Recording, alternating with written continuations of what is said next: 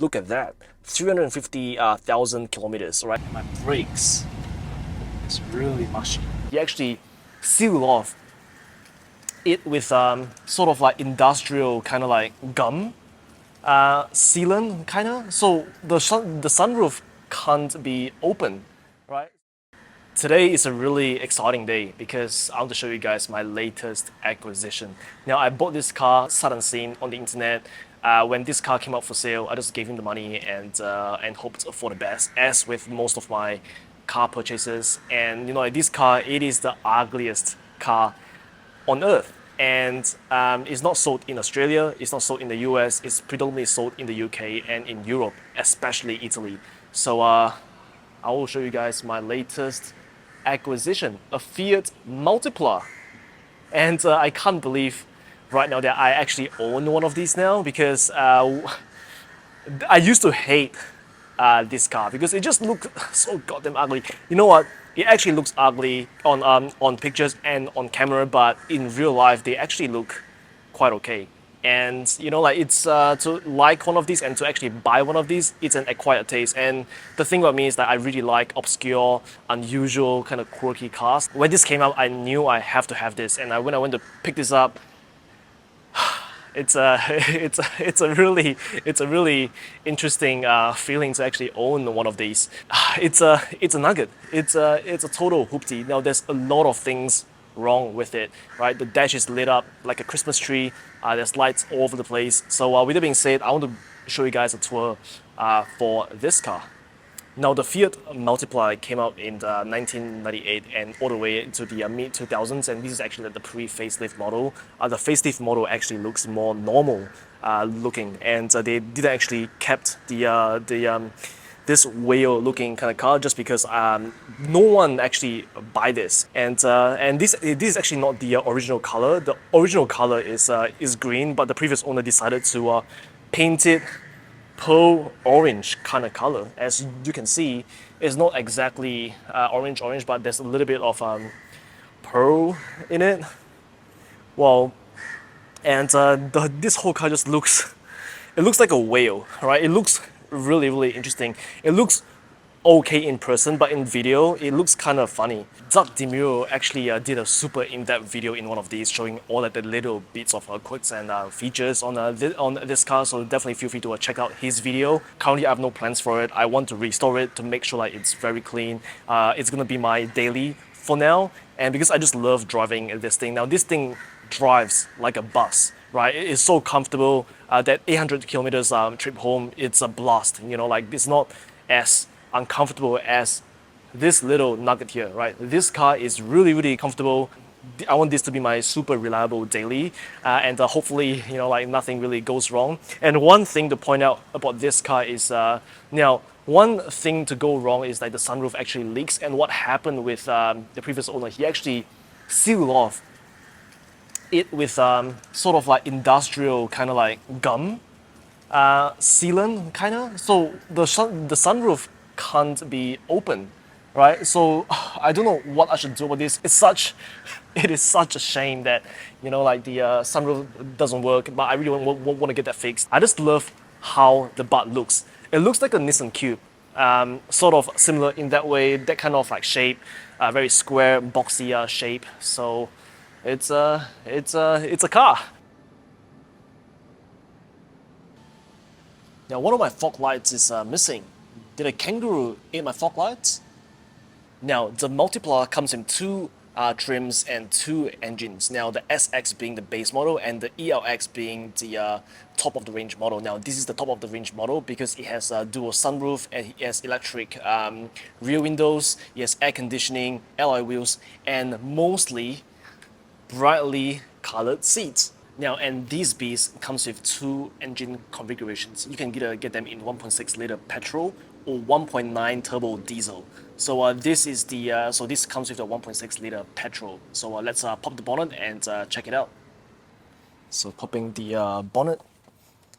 Now, this is not working that well. It doesn't have that pop sound just because it's an absolute nugget.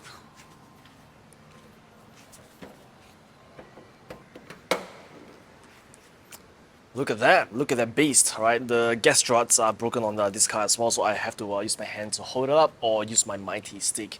So yeah, like this is the 1.6 liter petrol, which pushes out 102 horsepower or 76 kilowatts. You know, like what a beast of an engine, right? Look at that, four bangers, and you can see the original color on the firewall, and this is the new color. And this is what I like about this car. It's not some random cars that you see every day. It's something really unique. Now, going onto the interior, now this car is probably used, right? It has done 350,000 Ks on this car, and you can see on the inside it's probably used, and it's quite like it's discolored for quite a bit, and you know, like, and this is really interesting because the seats. Now on the driver's side it's actually leather, and on the driver's side and the passenger side is leather, but the middle seat and the rear seats are actually cloth. Why can't they just make the whole thing a leather? Probably to cut cost and for some other reasons, but so far, you know, I really like this car. It's really spacious. You know, I can fit a lot of things back. Look at that. Now that I've just lift up all my seats and look at how much cargo space do I have. Now the gas struts are not working, so I just got this little stick to hold up the boot lid. Man, it's practically a van. You know, like I could totally just sit in here and look at how much space I have. I could practically camp in this car and convert this into a camper. I could totally do that. Wow. And converting it back to normal seats is just a 1 minute job. Alright, starting the car. And this car has all the aero lights that it has. Like, it's lit up like a Christmas tree. Obviously, we have the check engine light, the EBD, the ABS, because the ABS pump is faulty, and for some reasons now all my door is closed, the bonnet is shut, and it still says doors open, and it literally just happened in the middle of my road trip, because whenever I accelerate, it will go off for like 0.1 seconds and then it will come back on, and it will keep beeping at you every time I accelerate hard. So I'm just gonna clear all these faults, and look at that, 350,000 kilometers, right? So this car has been used quite a bit, and say hello to Robot, right? The aircon, it's sort of like half decent. It's actually pretty warm now, so I just got to turn the AC. None of the lights work. The mirrors, like the left side doesn't really work so like that well, and the sunroof obviously, because it's sealed shut, so obviously like it doesn't really it doesn't really work as well. So I also need to get a brand new cover because it gets really hot when the sun is out. And look at that, like we have a cover at the back, but I don't have a cover like for like the front. So yeah, like this car, it's yeah, like it's a car, you know, like it's quite alright. The clutch is now, because I'm very used to that car, the clutch being really heavy. Now this car is really light, right? It really feels like a bus. So you know, like let's take it for a spin. So yeah, this car drives like a bus. It's really comfortable. I love this car.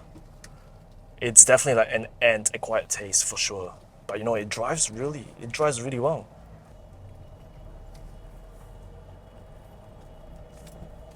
Like a Christmas tree.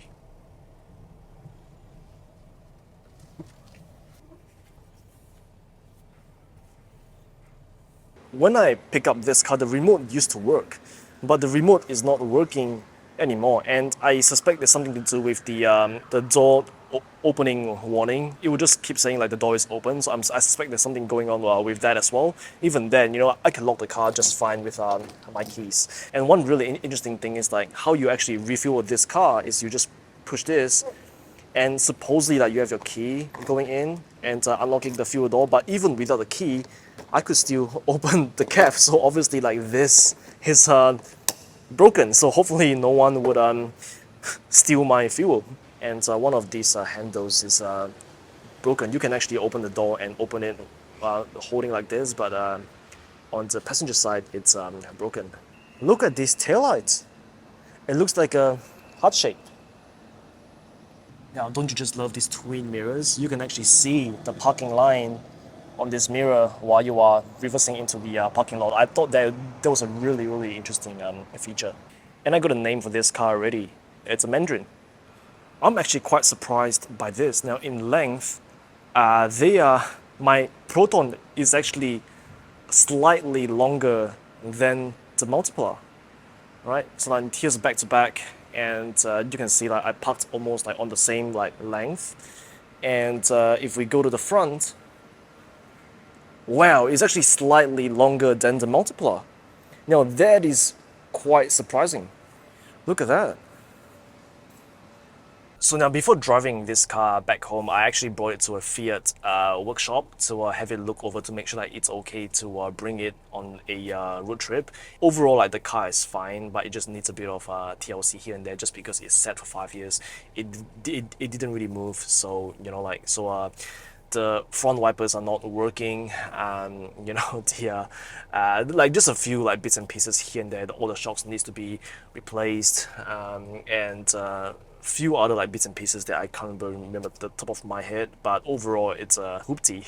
It's a nugget. When I first got this car, I don't even know if I'm gonna like this car or if I'm gonna keep it long term. But after driving it for a while, I'm falling in love with this car, and it's definitely an acquired taste. Now, if one ever shows up, you better snatch it, because this is such a awesome car to own, and you definitely get a lot of attention in a different way. It's not like you drive like a Ferrari or Lambo, everyone would just look at you. It's just they look at you like, oh, like this guy is interesting. Why would someone has to be that quirky to actually own one of this car?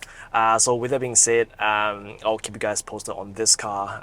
It's definitely getting the works. I'm getting everything sorted on this car, and I'll just document it along the way. So with that being said, now if you like this video, definitely check out my other videos as well, and I share stories about my cars and documenting my automotive journey. So if you like this video, definitely give me a support by liking, subscribing, comment. Let me know what you think. If you have any ideas of what kind of videos that I should do, or what kind of ideas that I should do to this car, definitely let me know in the comments, and I'll see you guys in the next one. So on the way home, I took a detour, went up the mountains with some of my people, and now we're coming down, and my brakes is really mushy to the point where like there might be barely any brakes left. It might be the ABS pump, it might just be some air in the brake fluid, or maybe it's just my brakes are getting too hot from stomping on the brakes many times. So I'm gonna stop in a bit and hoping like everything's okay. So for now, I'm just going down the hill by engine braking. So I'm on third gear and going down, hoping for the best. Okay, so like, my brakes are feeling a lot better now. I think like my brakes are cooled down. So just use less brakes when you're going downhill. It's a good reminder, because back when I had my Evo 2, I went up to Mount Donapua, and going up was fine, but when going down, I remember slamming on the brakes a lot, and I didn't really engine brake, so to speak, and my brakes were cooked. Right, like when I step, I pedaled to the pedal, and then the brakes are barely working. It's definitely really scary. So if you're going downhill, definitely engine brake, right? Don't use a brake that much, because you're gonna cook your brakes.